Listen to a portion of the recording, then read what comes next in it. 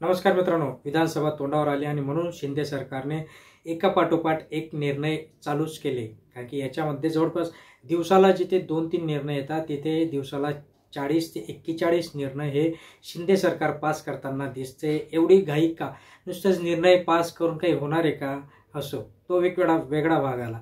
पण ज्यावेळेस आपण काहीतरी निर्णय पास करतो त्याची एक अंमलबजावणी देखील असते, बट तेवढा वेळ तर नाहीये फक्त शासन निर्णय पास करून बघूया। पुढे जर शासनाकडून जे जनतेकडून आम्हाला निवडून दिलं तर ऑफकोर्स ह्या गोष्टी होऊ शकतात, त्या पण 50%।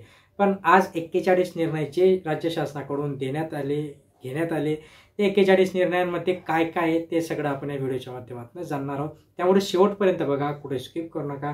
चॅनलला नवीन असाल तर सबस्क्राईब करून ठेवा, लाईक करा, शेअर करायला मुळीच विसरत नका जाऊ। तर सर्वप्रथम जो निर्णय घेतला आला तो राज्यातील अकृषी कर पूर्णपणे माफ करण्यात आलेला आहे। महसूल न्यायाधिकरणाच्या अध्यक्ष व सदस्यांसाठी जाहिरातीद्वारे अर्ज मागवणार असल्याचं सांगण्यात आले। दौंड येथे बहुउद्देशीय सभागृह नाट्यगृहासाठी शासकीय जमीन देण्यात येणार आहे। त्र्यंबकेश्वर तालुक्यातील किकवी प्रकल्पास कामास मान्यता देण्यात येणार आहे। टेंभू उपसा सिंचन योजनेस स्वर्गीय अनिल भाऊ बाबर यांचे नाव देण्यात येणार आहे। पूर्णा नदीवर 10 साखळी बंधाऱ्यांच्या कामांना गती देण्यात येणार आहे। मागासवर्ग गाळमुक्त धरण व गाळयुक्त शिवार योजना कायमस्वरूपी राबवणार असल्याचं, त्यासाठी 2604 कोटीची मान्यता देण्यात आली। राज्यात हरित एकात्मिक डेटा सेंटर पार्क स्थापन करण्यात येणार आहे। 1,60,000 कोटींची गुंतवणूक अपेक्षित असणार आहे। उच्च तंत्रज्ञानावरील अतिविशाल प्रकल्प योजनेसाठी सुधारणा करण्यात येणार आहे। अधिकाधिक प्रकल्पांना प्रोत्साहन देण्यात येणार आहे। राळेगण सिद्धी येथील उपसा सिंचन योजनेचे समक्षीकरण करण्यात येणार आहे। शिरोड तालुक्यातील गावांमध्ये भूमिगत चर योजना राबवण्यात येणार आहे। बौद्ध समाजातील सांस्कृतिक शैक्षणिक संस्थांना 10 लाखांपर्यंत अनुदान योजना देण्यात येणार आहे।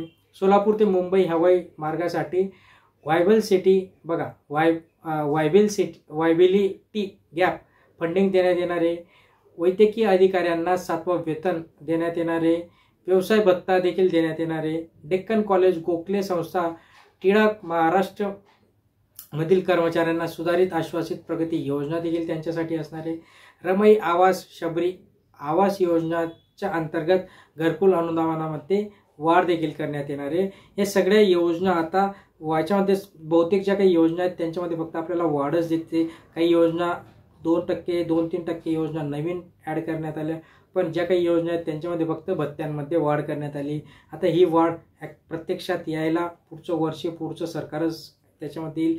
हे फक्त आता एक निर्णय काढले, पण या निर्णयाची अंमलबजावणी करायला खूप काही दिवस लागतील। अशाच महत्त्वपूर्ण माहितीसाठी सबस्क्राईब करून ठेवा, लाईक करा, शेअर करा। धन्यवाद।